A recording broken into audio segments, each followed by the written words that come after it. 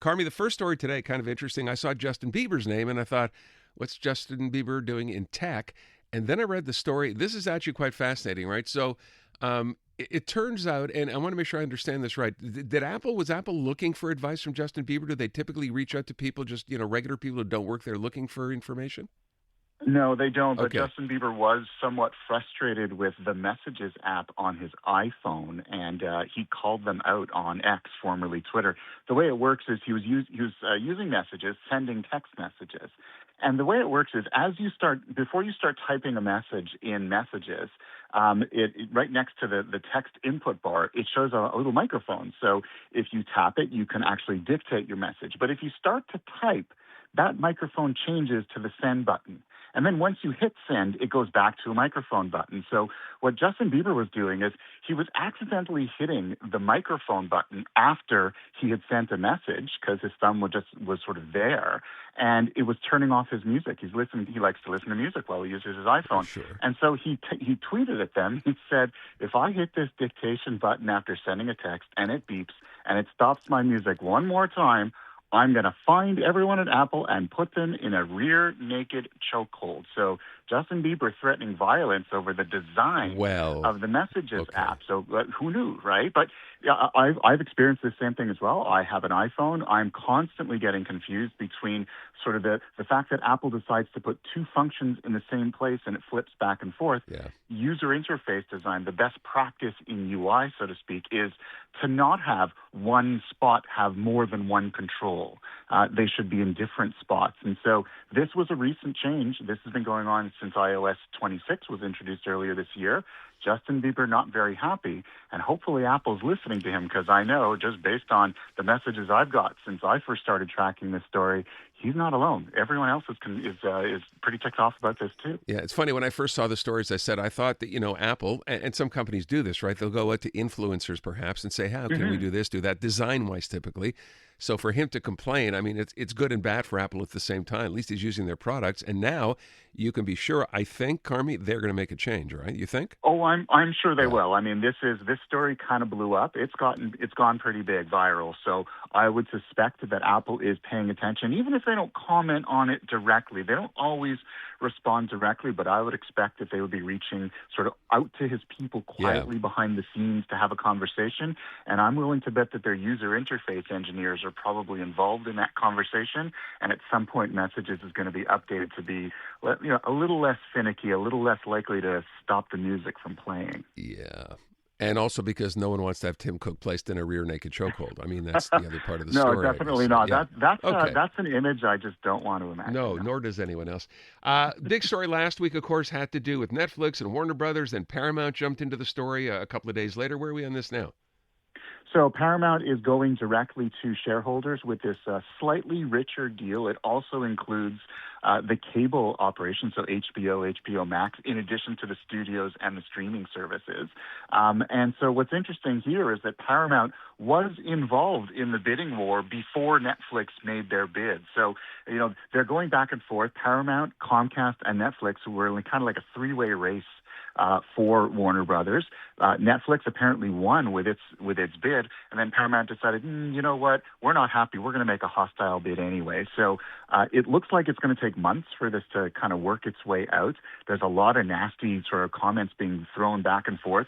The first class action lawsuit from customers has already been filed. These things will always spawn lawsuits. Everyone sues for reasons that, Canadians don't quite understand.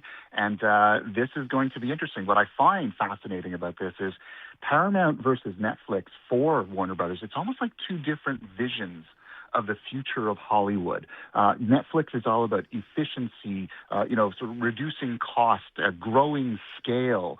They don't really care about local theaters. They don't really care so much about artistry. They really care about big franchises, binge-worthy shows, things like that.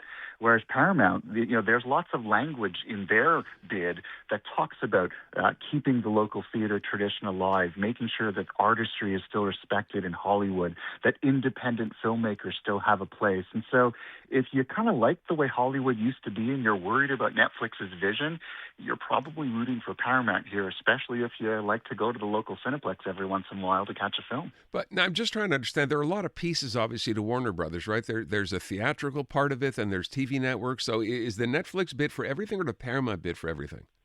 Netflix only bid for the television studio, the film studio, and the streaming service, which is HBO Max. Paramount is bidding for the entire thing, and that includes their cable distribution operations as well. So they're saying it's better value for the money, so that investors are going to get more. It's a richer deal.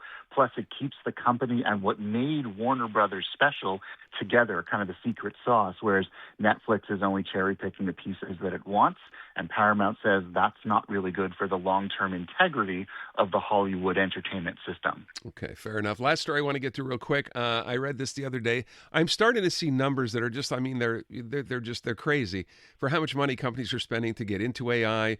But in the case of Mark Zuckerberg from Facebook, right? You mentioned he rebranded Facebook for the metaverse, right?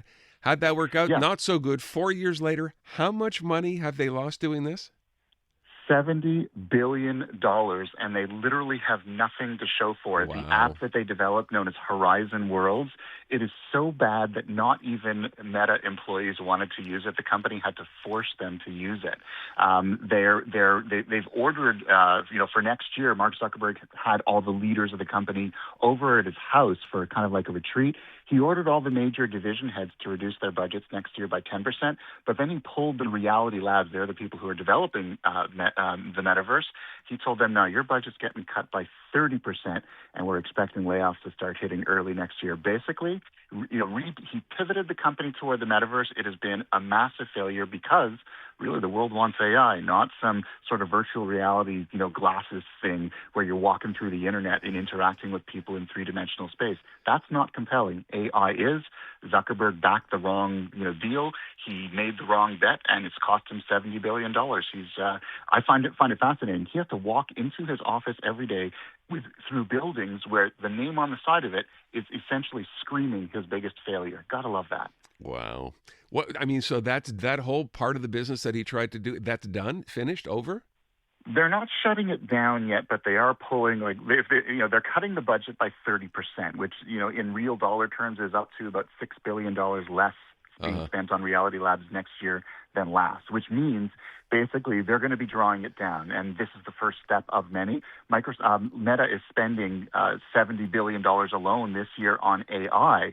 So they've got to start kind of liberating their budget and shifting money toward AI so they can compete there. The metaverse, all that money going into the metaverse side of the business is just being wasted and is holding them back. So they're not shuttering it now, but I'm saying it's inevitable within the next couple of years. We're going to be looking at the metaverse in the rear view. Are we done with those glasses, the whatever, the ones that you can, you video? Yeah, are they finished with? No, they still sell Really? them. They got rid of their pro versions. They're known as the Quest.